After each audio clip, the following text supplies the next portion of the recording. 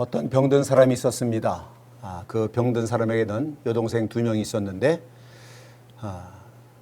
마르다와 마리아라고 하는 두 동생이 있었습니다. 이 마리아와 마르다의 그 동네가 베다니인데요. 예수님께서 이 땅에 사셨던 마지막 그 고난주간의 대부분을 보내셨던 곳이 바로 이 베다니입니다. 오늘 요한복음 11장의 사건은 고난주간을 얼마 앞두고 예수님의 그 사역의 막바지에 일어났던 그런 사건으로서 어떤 병자의 이야기로부터 시작이 되어집니다. 그 병자가 우리가 너무나 잘 알고 있는 나사로라고 하는 사람입니다. 이 나사로라는 이름의 뜻은 하나님만이 나의 도움이시다, 이런 뜻을 가지고 있습니다. 마리아와 마르다는 자기 오빠가 병에 들자 사람을 예수님께로 보냅니다. 그런데 예수님이 그 보낸 이 사람들이 예수님께 가서 하는 말이 이렇습니다. 요한복음 11장 3절에 보면은, 여러분 이 말을 잘 주의해서 들으시기 바랍니다. 주여 보시옵소서, 사랑하시는 자가 병들었나이다, 이렇게 말합니다. 여러분, 주님을 사랑하는 나사로가 병들었습니다, 이렇게 말하지 아니하고 주님이 사랑하는 자가 병들었다, 이렇게 말을 합니다. 여러분, 이게 무슨 차이가 있을까요? 내가 주님을 사랑한 것과 주님이 나를 사랑하는 것, 어떤 차이가 있을까요? 우리의 사랑은 마음에 따라 수시로 변하는 것이 사실입니다. 그러나 우리 주님께서는 어제나 오늘이나 영원토록 변함없이 우리를 사랑하신 줄로 믿으시길 바랍니다. 이게 중요하다는 겁니다. 내가 주님을 사랑한다라고 고백하고 말하지만은 우리의 사랑이 실상은 얼마나 형편없는가 하는 것은 우리가 너무나 잘 안다 하는 겁니다. 뭐 그러죠. 당신 없으면 못 산다. 너 없으면 나 죽을 것 같다. 그러다 결혼했는데 얼마 지나지 않아서 너 때문에 인생이 이렇게 꼬였다. 너 때문에 못 살겠다. 이게 바로 사람의 사랑이라고 하는 겁니다. 그러나 우리 주님의 사랑은 우리가 주님을 사랑할 때에도, 혹은 우리가 주님을 실망시키고 배신할 때에도 여전히 끝까지 우리를 사랑하시는 그 사랑이 주님의 사랑인 줄로 믿습니다. 그래서 이렇게 말하는 겁니다. 주님, 사랑하시는 자가 병들었나이다. 예수님께서 말씀하시죠. 이 병은 죽을 병이 아니라 하나님의 영광을 위함이요, 하나님의 아들이 이로 말미암아 영광을 받게 하려 함이다, 이렇게 말씀합니다. 그리고 나서 며칠이 지난 후에 제자들에게 나사로가 잠들었으니 깨우러 가자, 이렇게 말씀하세요. 제자들이 그 말을 듣고 주여 잠들었으면 낫겠나이다. 그러니까 예수님께서 또다시 나사로가 죽었다 그럽니다. 예수님 말씀 생각하면 참 이상하게 말씀하시죠. 나사로가 잠을 잔다 했다가 그래요? 그럼 잠자면 낫겠네요. 그러니까 아니다, 자는 게 아니라 죽었다, 이렇게 말합니다. 그러시더니 또 결정적으로 한마디 하시는 말씀이, 내가 거기 있지 아니한 것을 너희를 위하여 기뻐하노니 이는 너희로 믿게 하려 함이라 그럽니다. 여러분 한번 잘 들어보세요. 나사로가 죽었다면서 예수께서 하신 말씀이 나사로가 병들어 죽은 그 자리에 내가 없는 것이 기쁘시다는 거예요.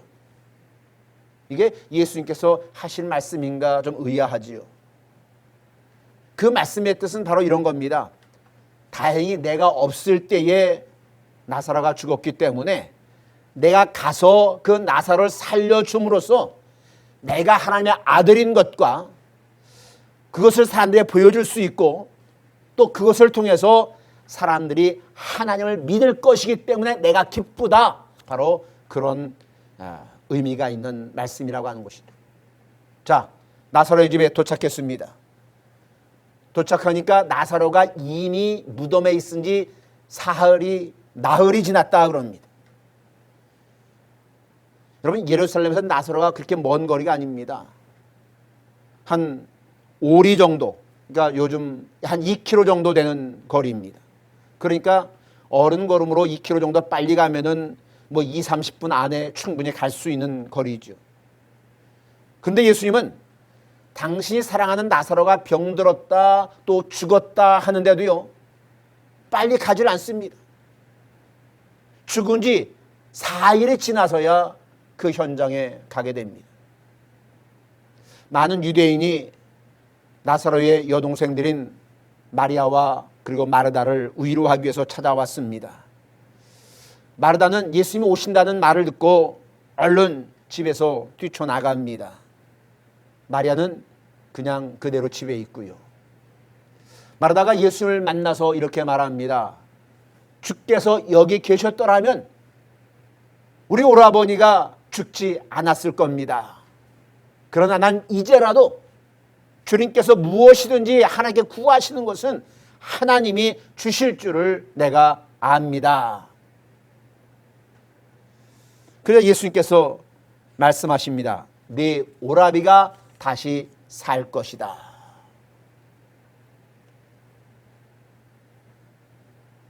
그러자 마르다가 이어서 이렇게 대답하죠. 예, 마지막 날 부활에는 다시 살 줄을 내가 압니다. 그래서 예수님이 다시 말씀합니다. 나는 부활이요 생명이니 나를 믿는 자는 죽어도 살겠고 무릇 살아서 나를 믿는 자는 영원히 죽지 아니하리니 이것을 네가 믿느냐? 그러자 마르다가 그렇습니다. 주는 그리스도시고 세상에 오신 하나님의 아들인 줄 내가 믿습니다. 이렇게 대답을 해요. 여러분 한번 잘 들어보세요. 예수께서 나는 부활이요 생명이니 나를 믿는 자는 죽어도 살겠고 무릇 살아서 나를 믿는 자는 영원히 죽지 아니하리니 이것을 네가 믿느냐? 이렇게 말씀 마르다가 대답할 말은 다른 것이 아니라 예 믿습니다. 살아날 줄로 믿습니다. 뭐 이렇게 대답해야 정상 아니겠습니까? 그런데 마르다는 그렇게 말하지 않냐고 어떻게 말하냐면 네 제가 믿습니다. 주님이 그리스도시요 세상에 오신 하나님의 아들이신 줄을 내가 믿습니다. 그렇게 대답을 하는 겁니다. 아니 부활 믿느냐? 이렇게 물었는데 엉뚱한 대답을 하고 있다고 하는 것이죠. 그런데 여러분 이걸 가만히 생각하면 이게 전혀 엉뚱한 대답이 아니라고 하는 겁니다. 주님을 그렇게 믿는 사람은 살아날 줄로 믿습니다. 이런 뜻이 담겨있는 마르다의 대답이라고 하는 것이죠. 이 말을 하고 나서 마르다가 집으로 돌아갑니다. 그리고 마리아를 불러서 말합니다. 선생님이 너를 부르신다 하니까 마리아가 급히 예수님께로 갑니다. 급히 나가는 마리아를 보고 마리아의 집에 조문왔던 사람들이 마리아가 무덤에 가서 울려고 그렇게 가는구나 생각하고 따라 나섭니다. 예수님 마르다를 만난 그 자리에 그대로 있었던 것이죠. 마리아가 예수가 계신 곳에 와서 보고 그 발 앞에 엎드려서 말합니다. 주께서 여기 계셨더라면 내 오라비가 죽지 아니했을 겁니다. 예수님께서는 마리아가 우는 것과 또 함께 온 유대인들이 우는 것을 보고 심령에 비통히 여기시고 민망히 여기셨다 그럽니다. 여기 요한복음 11장에 보면은요, 이 비통이란 말이 2번 나오는데요. 여러분 비통이란 말은 사전적인 의미로 원통하고 분하다 하는 말입니다. 원통하고 분하게 여겼다 이것이죠. 그리고 나서 주님께서 물으십니다. 그를 어디에 두었느냐? 나사로를 어디에 두었냐 이거지요. 그러자 대답합니다. 와서 보시옵소서. 그러니까 예수께서 눈물을 흘리시더라 그럽니다. 그러니까 나사로의 죽음 앞에서 예수님께서 눈물을 흘리셨다라고 하는 겁니다. 그 광경을 보고 유대인들이 말하죠. 보라, 그가 나사로를 얼마나 사랑하셨는가 하면은 그중 어떤 이는 말하되 맹인의 눈을 뜨게 한 이 사람이 그 사람은 죽지 않게 할 수가 없었더냐? 아니 예수께서 그토록 나사로를 사랑하셨더라면 왜 나사로를 죽게 그냥 내버려 두었느냐? 이런 이야기죠. 이에 예수님께서 다시 비통히 여기시면서 무덤에 가셨다 그럽니다. 무덤에 가니 돌이 막았다 그럽니다. 여기 또 예수께서 비통히 여기셨다라는 말이 등장하죠. 그런데 지금 여기서 비통이 여기 싶다고 하는 것은 조금 전에 비통함과 그 이유가 다르다고 하는 겁니다. 예수께서 그렇게 사랑하신 자를 왜 죽게 했느냐라고 말하는 것을 보고서 예수께서 비통이 여기시는 겁니다. 바로 뭐냐면은 그 사람들의 믿음 없는 모습, 그 사람들의 비웃고 조롱하는 모습, 그것을 보고 비통이 여기시는 것이죠. 예수님께서는 이어서 말씀합니다. 돌을 옮겨 놓으라. 무덤 앞을 가로막고 있는 돌을 옮겨 놓으라고 그래요. 그랬더니 마리아가 말합니다. 주님, 죽은 지 4일이 되어서 냄새가 아주 심합니다. 이 말은 마지막 날에 부활할 텐데 왜 냄새나는 무덤의 돌을 옮기는 것인지 마리아는 이해가 안 됐다고 하는 것이죠. 여하튼 주님께서 명령하시니까 옮겨 놓았습니다. 그러자 예수님께서 눈을 들어 하늘을 우러러 보시면서 말씀하십니다. 아버지여, 내 말을 들으신 것을 감사하나이다. 항상 내 말을 들으시는 줄을 내가 알았나이다. 그러나 이 말씀 하옵는 것은 둘러선 무리들을 위함이니 곧 아버지께서 나를 보내신 것을 그들로 믿게 하려 함이니이다. 여러분, 아까 처음에 기억나시나요? 나사로가 병들었다 하니까 죽을 병이 아니다 하고, 나사로가 병들어 그렇게 된 것은 바로 하나님께서 나로 말미암아 영광을 얻게 하기 위해서 그렇게 되었다. 그리고 그것을 본 많은 사람들로 하여금 믿게 하게 하기 위함이다. 이렇게 이야기하셨던 거 기억나시죠? 그리고 지금 그 무덤 앞에서 또 다시 말씀하시는 겁니다. 다른 사람들이 예수를 믿게 하기 위해서라고요. 그리고 무덤 앞에서 예수께서 죽은 나사로에게 뭐라고 말씀하시죠? 나사로야, 일어나라. 여러분, 이렇게 말씀하지 않았다고 하는 겁니다. 뭐라고 말씀하세요? 나사로야, 나오너라. 무덤에서 나오라고 하는 겁니다. 그랬더니 어떻게 돼? 나사로가 벌떡 일어나서 얼굴을 수건으로 싸고 온몸을 배로 동인 채로 나왔습니다. 그래서 예수께서 빨리 풀어주라 말씀하시죠.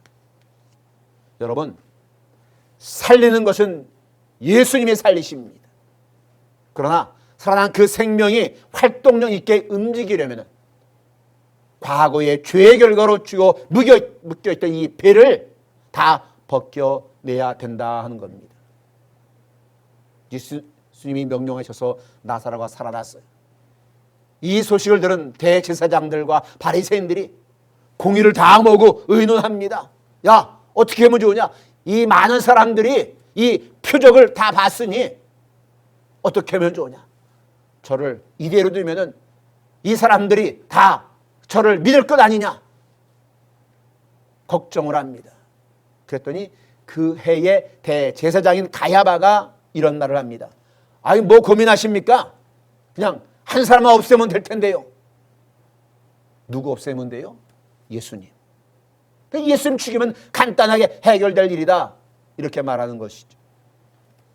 여러분, 이 사람이 누구예요? 그 해의 대제사장입니다.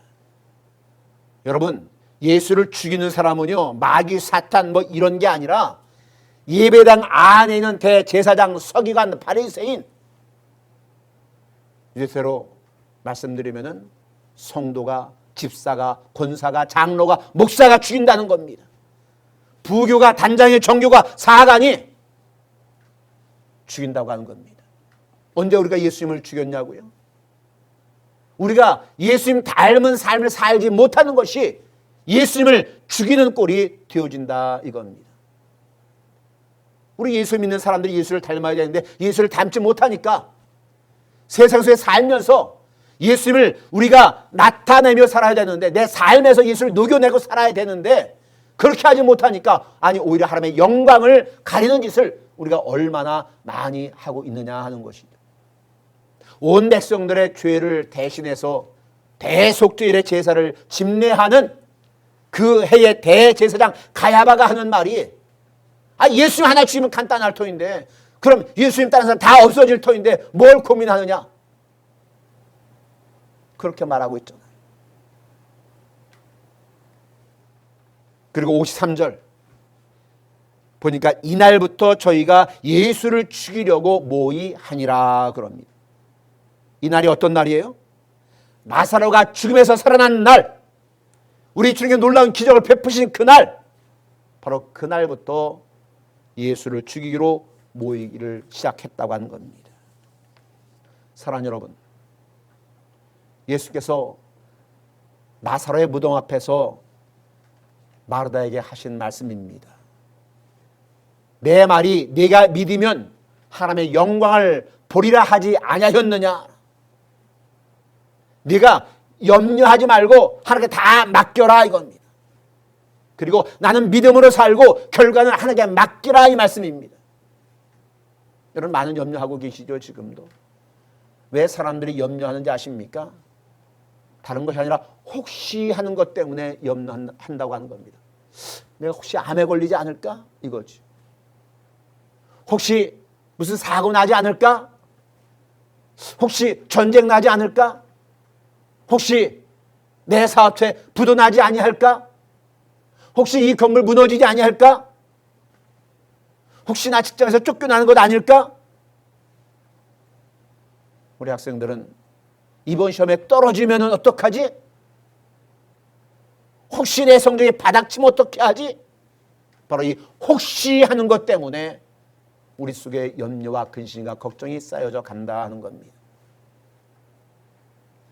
사람들이 제일 많이 염려하는 것, 이거는 뭐 한국 사람뿐만 아니라 전 세계 공통적으로 가장 많이 염려하는 것은 바로 건강 문제일 겁니다. 여러분, 건강 염려하지 말고요. 건강은 주님께 맡기고 내 할 일 하면 됩니다. 내가 열심히 운동하고 하나님 앞에 기도하고 열심히 살아가면 건강은 하나님께서 책임져 주시는 겁니다. 성경은 우리에게 이렇게 말합니다.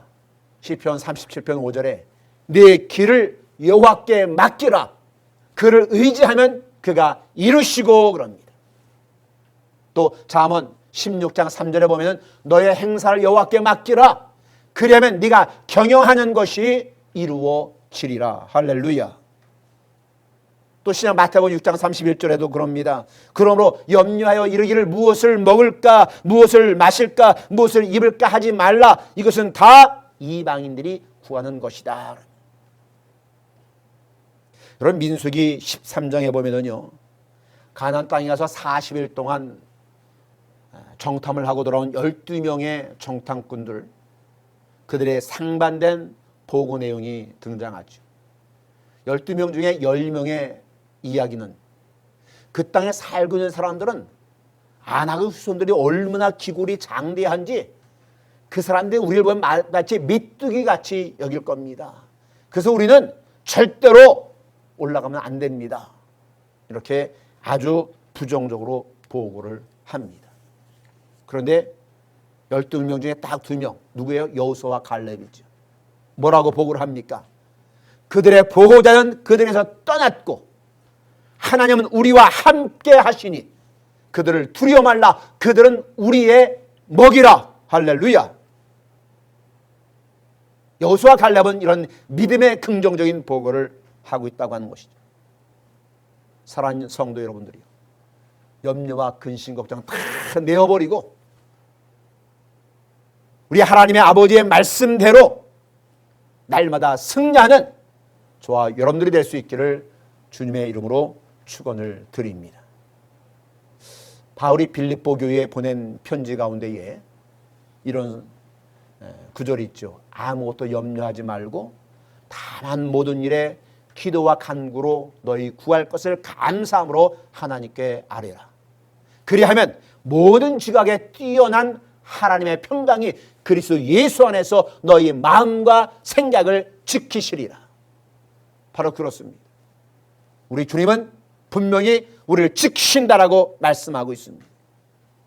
또 예수님께서 친히 이런 말씀하셨습니다. 마태복음 10장 28절의 말씀에 몸은 죽여도 영혼은 능히 죽이지 못하는 자들을 두려워하지 말고 오직 몸과 영혼을 능히 죽여 지옥에 멸하실 수 있는 일을 두려워하라. 여러분, 하나님 한 분을 두려워하는 사람은요, 세상에 아무것도 두려운 것이 없고요.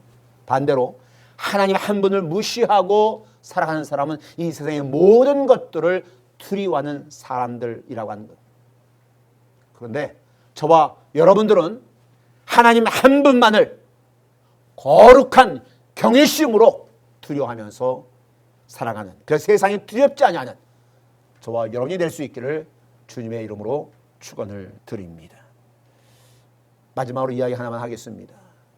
가끔 저도 어렸을 때 아이들을 키울 때 그랬습니다마는 아빠는 어른들이 어린 아이를 이렇게 안고 있다가 하늘에 붕 던졌다 안고 붕 던졌다 안고 그러지요. 처음에는 아기가 무서워합니다. 깜짝깜짝 놀라죠. 근데 조금 있으면은 던질 때마다 까르르 하고 웃습니다. 굉장히 좋아해요.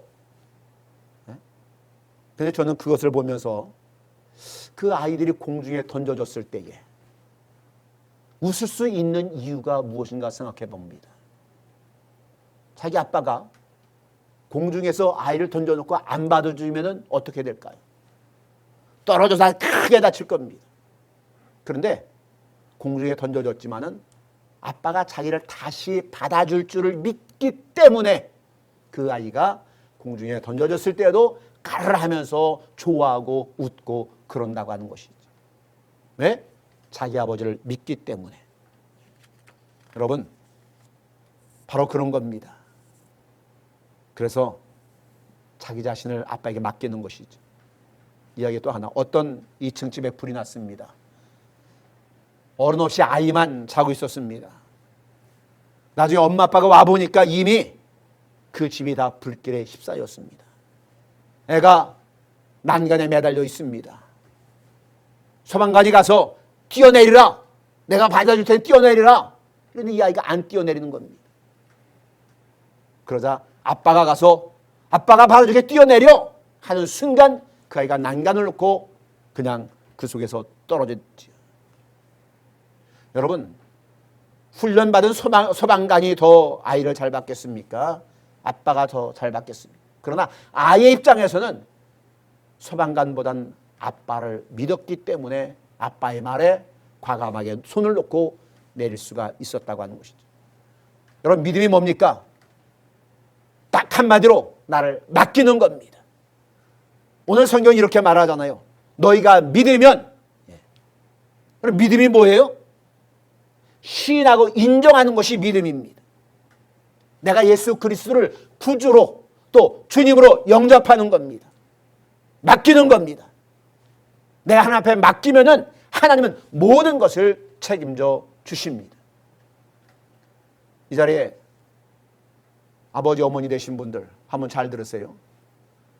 아이들을 내가 키운다고 생각하는데요, 내가 키우면은 내 작품 됩니다. 그런데 그 아이들 하나님이 키우면은 하나님이 작품이 되는 겁니다. 물어볼게요. 내 만든 작품이 걸작품이 되겠습니까? 하나님이 만든 작품이 걸작품이 되겠습니까? 그런데 왜 그렇게 엄마 아빠가 아이들을 주물딱거리는지 모르겠습니다. 엄마 아빠들이 다 어려서부터 학원에 가라 뭐 해라 열심히 주물딱거리죠. 그런데 여러분, 내가 너무 주물딱거리면은 이게 하나님 작품이 될 수가 없다는 겁니다. 하나님 이렇게 만들려고 하는데 내가 참견하고 이렇게 주물딱거리고, 그럼 하나님 작품이 망가지는 거지요. 여러분, 하나님께 맡기면은요, 우리가 만드는 것보다 훨씬 더 위대한 걸작품이 우리 아이들이 그렇게 될 수가 있다라고 하는 겁니다. 사랑하는 여러분, 여러분의 인생도 여러분 자신 너무 만들어 가려고 애쓰지 마시고 하나님께 맡기면은 하나님께서 여러분들을 위대한 하나님의 사람으로 만들어 주실 줄로 믿습니다.